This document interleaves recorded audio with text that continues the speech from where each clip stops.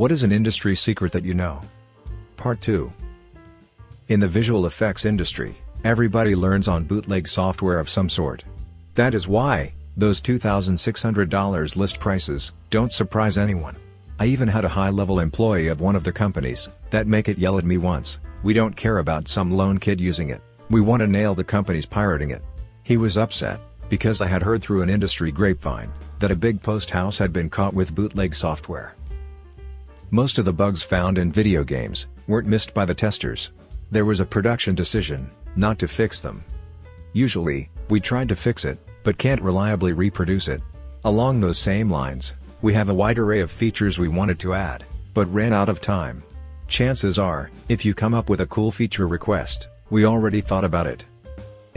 With a fixed ship date, all bugs get prioritized, and the bar for what you have to fix before shipping gets higher and higher until it is only showstoppers. Everything else is not even looked at, because fixing some minor bug might create more issues. There are bugs that are hard to reproduce, but things like that are usually either set to be a low priority or kicked right back. The $3,000 a month, one-bedroom condo you are renting in the heart of a very large city probably has bottles of urine behind the drywall. They really need to put more washrooms in large construction sites. I was a night watchman at a country club, and the company they hired to put in sprinklers buried trash in their trenches. How I know? I secretly metal detected that golf course for about 20 years, and dug up coins, jewelry, Civil War relics, and metal trash. I was hoping the new dirt they dug would unearth some deep buried finds, coins and Civil War relics that my metal detector could not previously reach. I found a few, but found a lot of very recent trash. Oh, one thing I have heard is that some contractors, if they find a body, they will cover it up, since it causes a lot of problems getting the job done. Just easier to not report the discovery of the body. Almost all good glues, tapes, thermal pads, and lamination foils that hold things like cars together are made by Sekisui in Japan. The PVB that everyone in the world uses to make laminated glass?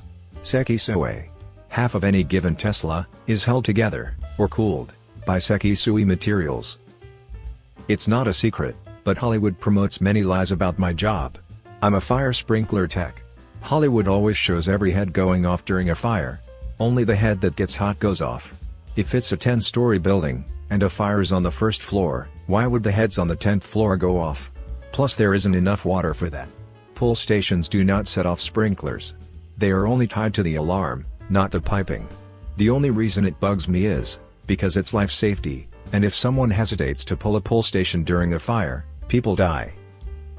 I make tons of money keeping computing up and running. We use turn it off and on again way more than you do. Not necessarily a secret, but more of a fun fact. In fact, that's the philosophy of DevOps. There's a modern concept called cattle, not pets. And the whole philosophy is that you should just stop treating computer like pets. Naming them, taking care of them. Instead, they're just cattle. Just kill it, and move to the next one. And since computers now run things virtually, killing a computer service is the equivalent of just turning it off and on again.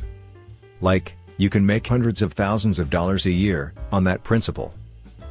Water, coming from wastewater treatment plants, is cleaner than the river water it's going into. The main problem is not enough dissolved oxygen. That's seriously the biggest danger. Meanwhile, the worst pollution for most rivers is runoff, causing high biochemical oxygen demand, BOD. AKA too much food for bacteria that also consume O2, so, just like the danger from the wastewater treatment plant, fish suffocate.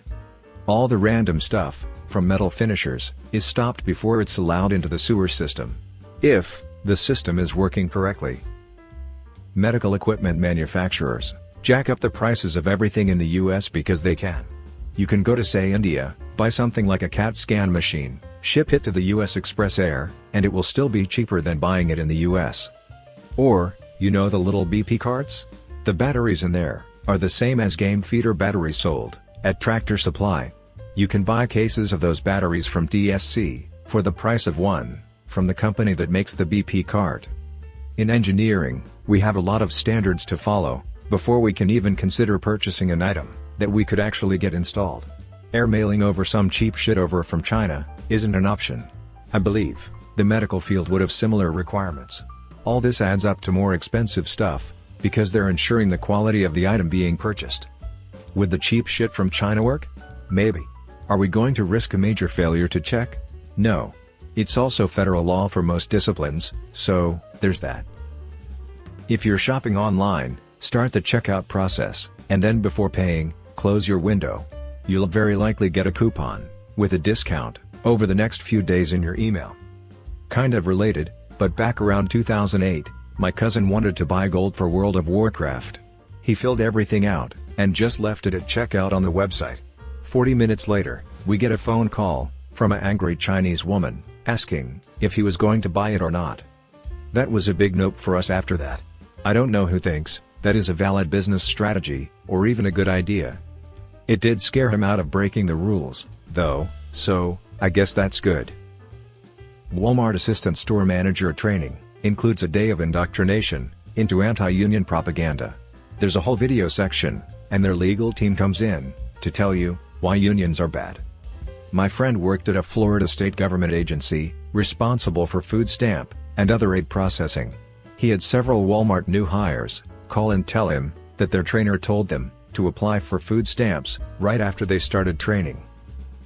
Ever had those expensive Ghirardelli sundaes at their stores?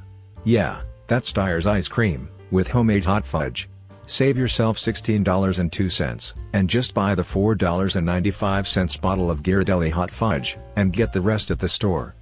Recipe: 5 ounces scoop, hot fudge, 5 ounces scoop, more hot fudge, whipped cream, crushed almonds. Thrift shops throw away a lot of donations, and there's bugs in the back, more often than would make any customer comfortable. True. And the reason we throw away donations?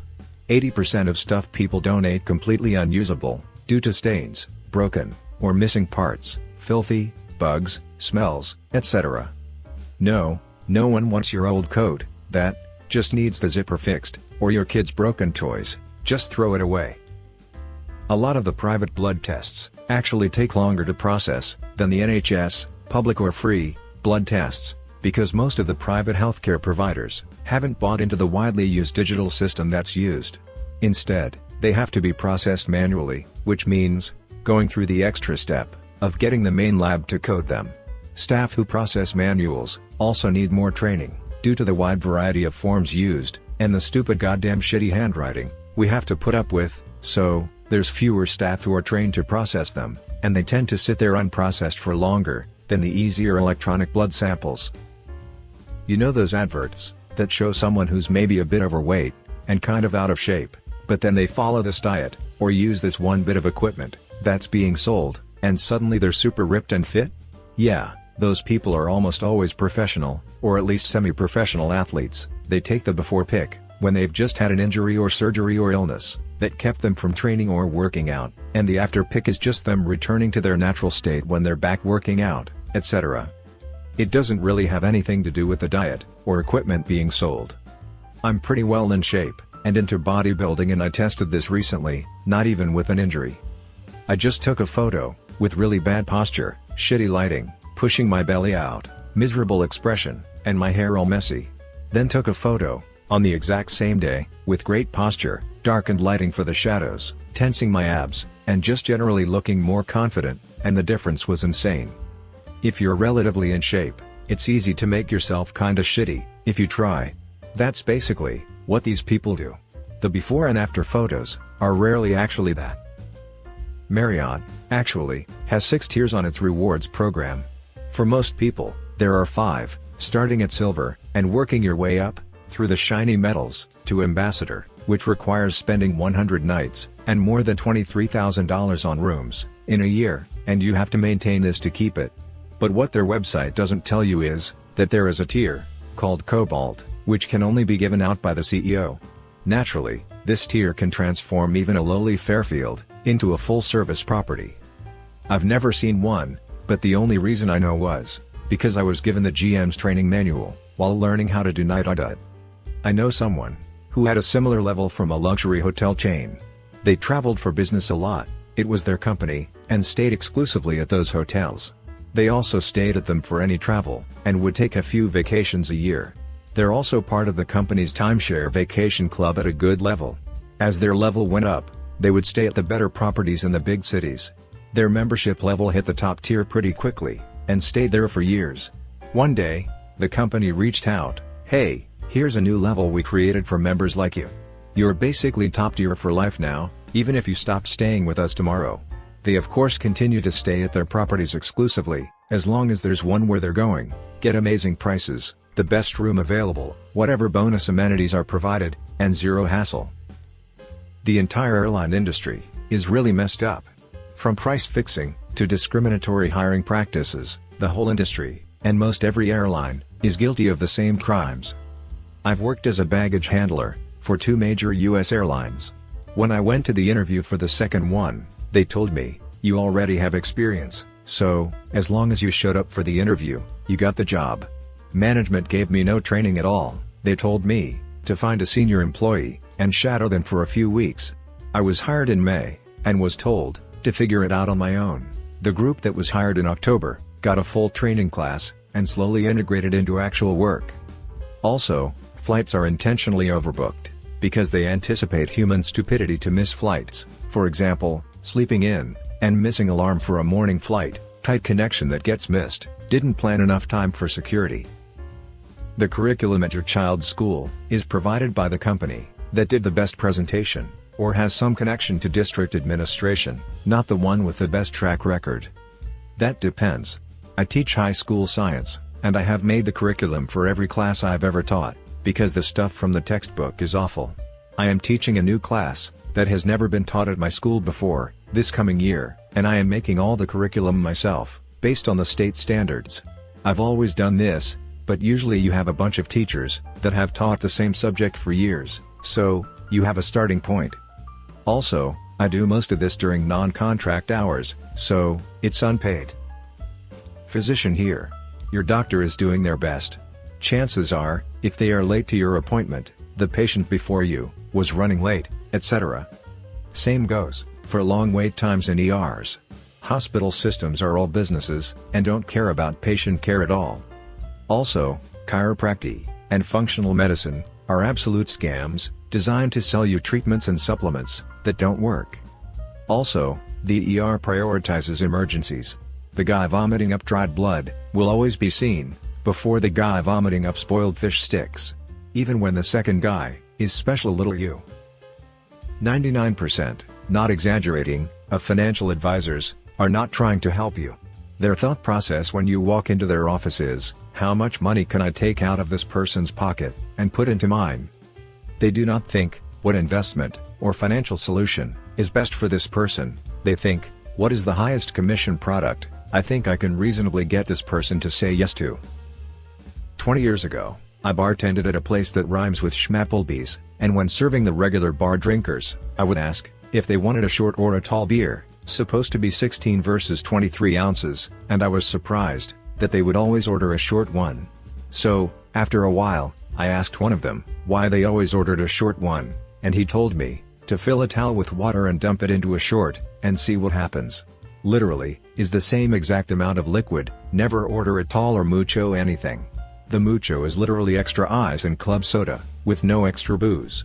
Cheers! Veterinarian here. Most or all of your pet's supplements you buy online or in stores are just snake oil. The anti-anxiety supplements, the special diets, the vitamins, and yes, even the CBD supplements. It's all bullshit. All of it.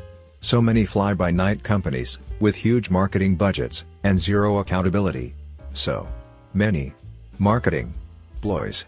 So many advertisements. Also, your fancy schmancy boutique food manufacturers, who have no business history, and are gone within a few years. More expensive food does not equal higher quality. Dogs need grain. Don't feed grain-free. Feeding a grain-free diet means the grains are replaced by legumes. Legumes block the amino acid needed to have a healthy heart. Dogs who are on GF diets, that develop heart disease, and get switched back to a normal diet, have their heart problems reduced or resolved. Many food companies claim to be supervised by a veterinary nutritionist. You should know that there are only 14 veterinary nutritionists in the entire US. Feeding raw food diets will land your pet in the hospital with me for several days, from hemorrhagic gastroenteritis, secondary from salmonella, or listeria food poisoning. Raw diets are not appropriate for any breed or condition. Your dog is nothing like a effing wolf. Your dog is not sad to be fed the same diet every day, it's just a marketing ploy. Food bags have a feeding guideline on the back. This is the caloric requirement for an intact working male dog, max calorie needs. This is to sell more dog food. If you are going to feed by the back of the bag, reduce the number by 25%, otherwise, you'll be sprinting towards obesity. No, I am not paid by the major manufacturers, Purina, Hills, etc., nor was my education funded by them, nor do I have any interactions with their representatives. I have no incentives to recommend the major brands and manufacturers. I recommend them because they are tried and true, employ nutritionists, perform research, even though it's usually biased, and have a reputation to uphold. I'm a makeup artist, based in Los Angeles. I cater primarily to A and B-list actresses, and high-end models. None of them, and I mean none of them, use the skincare that they are spokesmodels for. If they claim they use some drugstore or department store brand, or even their own brand, which is just private label, bought from a factory, they are completely lying. They all use the same one or two brands, which are in the know, exclusive and beyond expensive. The kind of skincare that's made individually, in a private luxury lab, and not in some industrial factory in San Bernardino. I work in a high school, as a science teacher.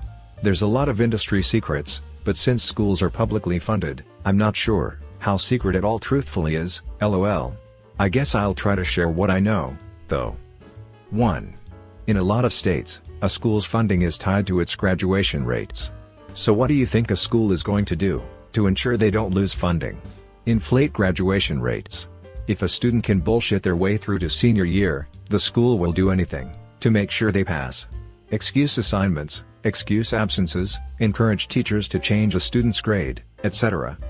It's disingenuous and destroys the value of a high school degree. We already inflate grades and give kids too much grace as is, but with seniors, it's so much worse. This is hands down the worst legislative move affecting public education currently. 2. There are still a lot of good kids. I know that sounds like it goes against my first point a little bit, but it's true. If you look at Teacher Talk, or follow a teacher on Facebook, you'd think the next generation is going to cause the downfall of man. Not true. I teach a bunch of wonderful students. I have students with 10 times the drive and 10 times the natural smarts I did as a child. But talking about the brilliant, well-behaved kids doesn't get reactions on social media. Don't fall into the habit of doom scrolling, and thinking every kid is bad. I have so many kids, who don't fit the mold those posts create. 3.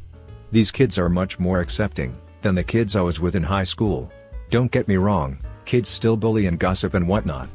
But they truthfully are less racist, and less homophobic, and less bigoted, a lot of the time.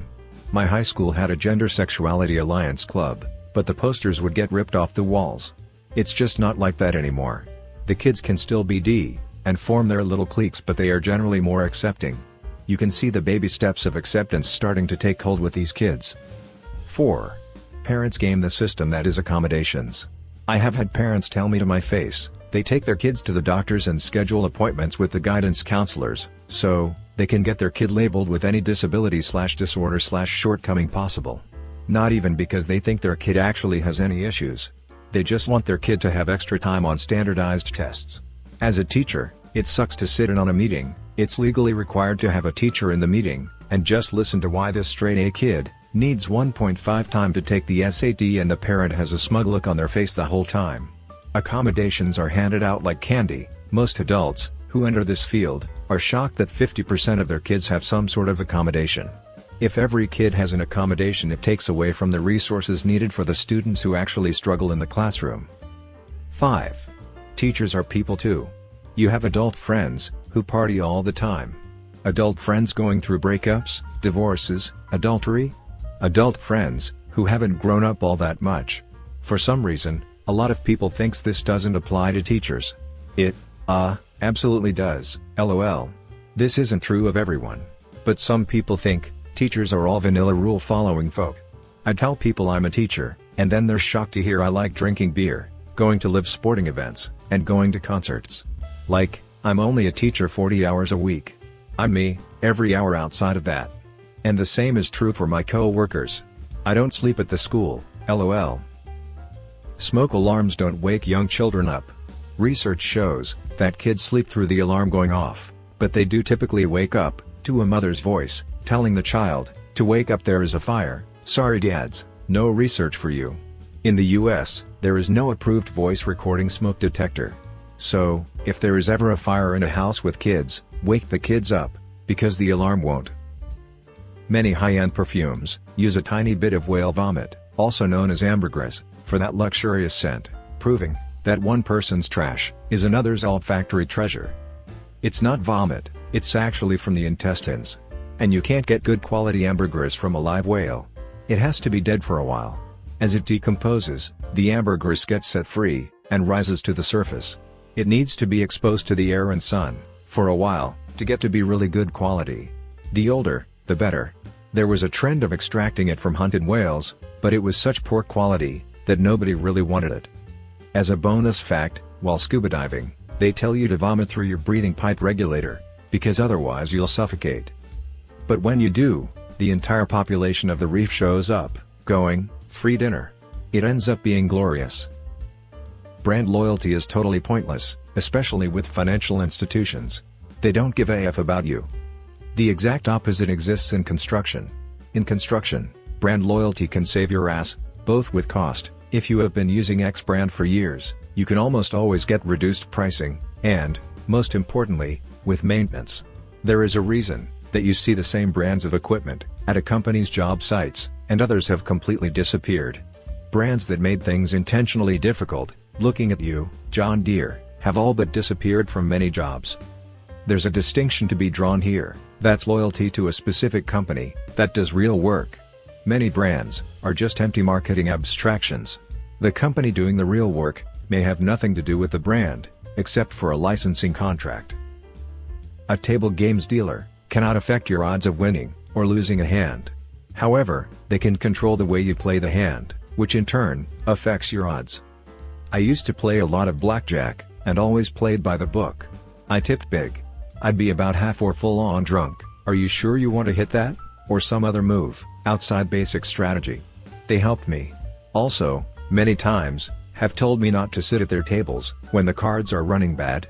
Also, told me to leave the table up when I was way up. Also, free sweets and meals, and many other freebies. I was a secretary at a roofing company. Edit, I was told this, from one of the estimators, that scummy roofers do that shit. He was called out to incidents relating to this. If your neighbor gets a roof done, and you live in a row home, and after they get their roof done, your house starts leaking, it may have been a dirty trick that some roofers do. They'll climb up, and take a knife and cut a hole in the neighbor's roof. Then, when you need a roofing estimate, they would hope, word of mouth, from the neighbor, will get you to get your roof done. It's super shitty. Rich people give their expensive art to art galleries, and the galleries have to pay for insurance and restoration while it's in their possession. The gallery then displays the art for a number of months, or even years, and when the rich person wants it back, it's worth even more money now that it's been on display at a famous art gallery, and garnered interest. Basically allows rich people to print money. In-store bakeries and supermarkets cost more to operate than doing it off-site, in large factories, and shipping the stuff in daily, but they operate them anyway, because the smell of fresh bread increases sales, not just of bread, but across all product types. In reality, only a small proportion of the bread they sell is actually baked in the store bakery, anyway. This is also why the fresh grocery fruit and vegetables are usually right by the door. Walking into that gives the impression that this is a store full of fresh and natural goods, which subconsciously triggers positive emotions in our brains. A few logistics or food supply, a lot of produce is around a year old by the time it gets to you. Potatoes, apples, any root vegetable really. They get picked and put into giant refrigerated sheds, and have trucks pick them up on a regular basis to go to distributors or processors. Finance, there is a small contingent of very smart, but also psychopathic people who know what they're doing in the market. A large portion of the rest of the commercial side is made up by people who simply understand the trends of order flow and edge. They know someone is offering for this much, and someone wants to pay that much, and they're middlemaning it, with software or on the phone. And the third side is made up of nepotism hires and white bread nerds, who just answer the phone and plug in numbers at big banks. Recruiters or headhunters, legitimately want to get you a job, because that's the only way they get paid. Companies are shit, and don't give a F about you.